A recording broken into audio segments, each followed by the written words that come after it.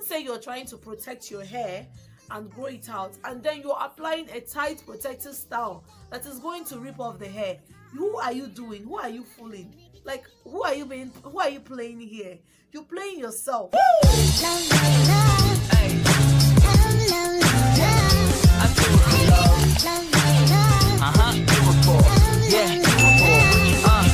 Guys, welcome back to my channel. It's Haidar on your screen. If you're new to this channel, you're most definitely welcome. Thank you for clicking on this video. Please make sure you subscribe to my channel and turn on your post notification bell to get notified when I upload new content. If you're a returning subscriber, you are most definitely welcome. Thank you for clicking on this video. Thank you for coming back to watch me. Yeah, please make sure you give this video a huge thumbs up and comment below. And without further ado, let's dive right into this video. So guys, in today's video, I'll be sharing tips and tricks on how I grew my 4C natural hair. Disclaimer, I lost my voice last week, so my voice is a bit cracky and not very clear. So please, I would urge that maybe you use a headphone or an earpiece while watching this video, just to aid your hair. I lost my voice, but I need to film this video, so we move. I'll be sharing tips and tricks on how I grew my 4C natural hair. This journey hasn't been easy, I'll say the truth. It hasn't been an easy one, but it's doable. I started transitioning early 2018. I was already relaxed, so I was transitioning my hair, and I transitioned my hair for about 5-6 months. I've lost count, but I think I kept that long transitioning. I was doing styles that wouldn't have to come in contact with manipulating the new growth I have, the undergrowth I have, as in Nigeria term, undergrowth. So I did styles that would rather boost the growth and development of my undergrowth. So finally in August, I had my big chop. But then having my big chop, I wasn't here on YouTube. I would have shared it with you guys. I was on YouTube, but I wasn't active at that point, at that time of the year. So I had my big chop in August, and yeah, since then I've been natural. I've been coloring my virgin hair. The first trimester of me doing my big chop, I was really concerned about growing out my hair, that I tried a lot of things. I even got depressed and frustrated, regretting why I even had to do the big chop in the first place. But along the line, I got used to loving my new hair, loving the new me, and accepting the hair, and then growth came in. Yeah, so while developing the love back for my natural hair, I was also trying styles that would boost the hair, like the local traditional thread hair that would straighten the hair and boost it. I could remember in the second trimester of transitioning my hair, that was 6 months later, I would always go to the salon and ask the lady to do like simple cornrows for me. I knew it would look stupid because my hair was really short, and she would always tell me that my hair hasn't gotten to that extent of doing a cornrow. But if I still insist, it's really going to hurt me. And yeah, being a college girl and always wanting to have my way, wearing wigs and all of that, I always accepted the offer, and to the detriment of my comfortability, of my peace of mind. If you're interested in listening to my tips and tricks on how I've grown my hair this far, 2 years down the line and counting, please keep on watching. I was quick to draft these things out. I'm just going to call them according to how I've drafted them out. So I've written down 10 tips and tricks on how I grew my 4C natural hair. The first tip I have here is to avoid heat. Yes, heat does damage to your hair. I promise you, because I know of that. Being a naturalista, you should avoid heat, whatever that has to do with putting heat on your hair, like blow drying, straightening, and entering into the dryer, the hair dryer. I do away with them because they kind of make the hair feel extremely dry, like the scalp feels extremely dry. The sebum production on your hair is being cut short, and the hair is easy to break. Brittling is guaranteed while using heat on your hair. Please, as a naturalista, avoid heat. Rather, using heat, just use the air drying method. Like when you wash your hair and you need it to get dry, just air dry, like natural air. That is better for the hair. It is better for, you know, your 4C hair. Else you're just going to expose it to a lot of harms. Point I have here is avoid using chemicals. Yes, someone say I'm a naturalista. How does the chemical come to play?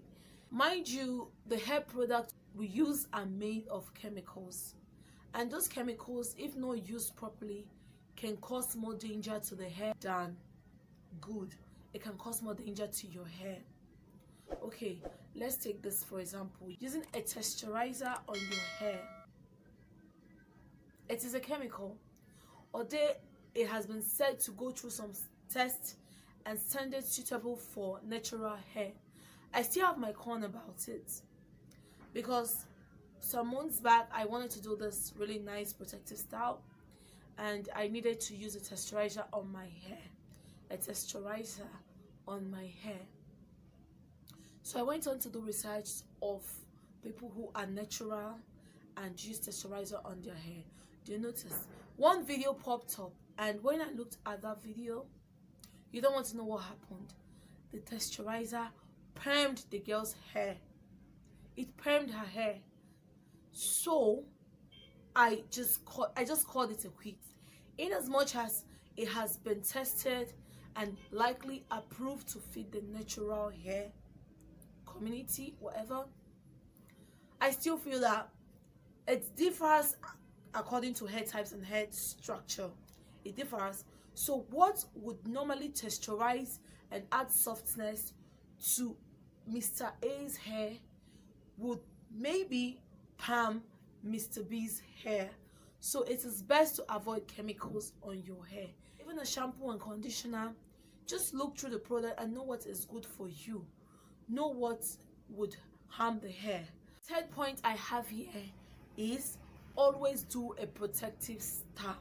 Protective style is a game changer and a lifesaver for the natural hair community, even the relaxed hair anyway, but I'm speaking for the natural hair community. If you have a natural hair, you should always keep it in a protective style. Don't always expose your hair, especially during the extremely dry season and extremely cold season. Our hair reacts to this season. They are very, very sensitive when it gets to this season. So it's advisable, after you washing your hair and you air dry it, just put it in a protective style to keep the hair safe, and also keep your ends well tucked in, because that way the ends are the most weakest point of our hair, because they're the oldest as well. They're the most weakest. So when you do protective styles, you hide your ends and you protect your ends, and they don't tend to fall off or break off because they are well protected. The next point I have here is do not wash regularly. That may be something to debate about, but personally this is the tip I've used and it works for me. I do not wash my hair regularly. In a whole week I can wash my hair just once, and I do in a leave-in conditioner which serves me to the next wash day. You know, back then when I just had my big chop, I felt that washing my hair was like the game. Like I would always feel refreshed after washing my hair. But little did I know that I was doing my hair a lot of danger. What danger is it? Washing your hair rips the hair of every oil in your hair, and those oils are produced to protect the hair and leave the hair soft and shiny. Constant washing of the hair rips off those oils that actually protect the hair and promote growth, shine, and development. You can choose a wash day and abide to that wash day, and that wash day includes washing, conditioning, and also moisturizing and living in a protective style. Yes, till the next washing your hair regularly. And this is the tip I've applied, and my hair has grown ever since I made a life-changing decision. I have here is using hair masks. Use hair masks. Hair masks are good for your hair. I have a video I put up like months ago, about 3-4 months ago, on how I used an egg mask on my hair. And after using a mask, your hair feels rejuvenated. It feels back to life. If you're struggling with breakage and tangling and dryness, after using a hair mask, it brings your hair back to life. Once in a while, use a hair mask. You can choose to do it once every month or once in 2 months. That is also okay to you, depending on how long your hair can go. I remember I used a hair mask sometime, and then the hair mask stayed on my hair for complete 3 months. After complete 3 months, I didn't have difficulty in combing my hair, in parting my hair. It was just smooth and easy. So that's what a hair mask does for you. And while using a hair mask, use those ones that encourage hair growth, like the egg, the banana, the avocado, and all of those hair masks that, you know, promotes hair growth and encourages hair growth. You don't want to use a hair mask that's actually, after using it, it's just going to rip off your hair. You understand? You get the point. So the next point I have here that is actually looked down on is eat healthy. You need to eat healthy. Yes, healthy meals promote hair growth. Healthy lifestyle promotes hair growth. Yes, so you need to eat healthy. You can't just eat junk, sugar, and all of that, put it all into your system, and you expect to grow a healthy hair. That doesn't work that way. For you to look pretty, for your hair to look healthy, you need to look healthy. You need to take care of the body that houses the hair. You understand? What do I mean eating healthy? You need to eat healthy. Take your vitamins, eat your veggies, you know. I'm not going to break that down right here. I want you to comment and let me be able to break it down furthermore to you guys. A healthy diet promotes a healthy skin, a healthy glow, and a healthy hair. Okay? Don't go and feed your body with rice, gari, and at the end of the day, you want your hair to grow. That doesn't work here. It doesn't work here. Sis, drop that, okay? You need to eat things that will encourage your hair growth, okay? Yeah, so if you want me to list out videos, you can. If you want me to list out foods you can eat to promote hair growth, just let me know in the comment section, okay? I'll be glad to list out foods you can eat to promote your hair growth. This is one other point that is always looked down on. It's always looked down on. And what's this point? Protect your hair while asleep. This is very important. I have been guilty of not protecting my hair while asleep, and this is very bad.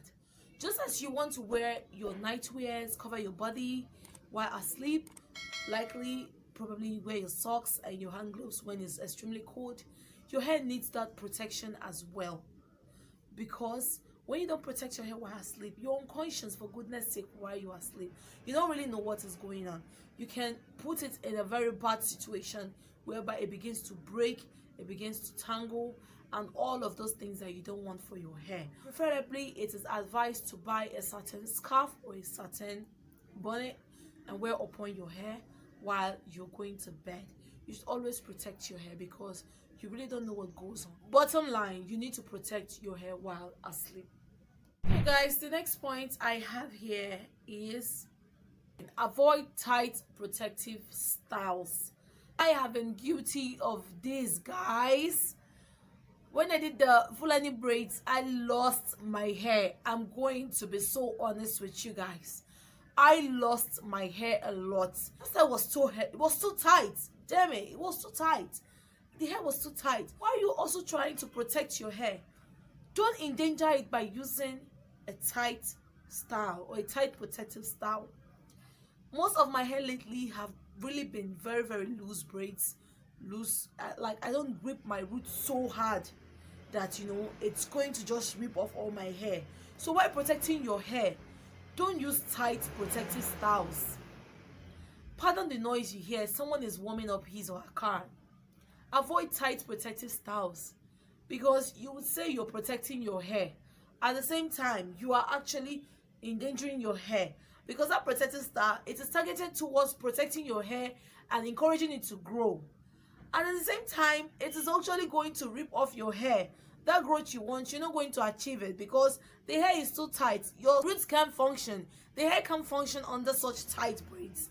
So it's advisable to avoid using tight protective styles. We are on to the ninth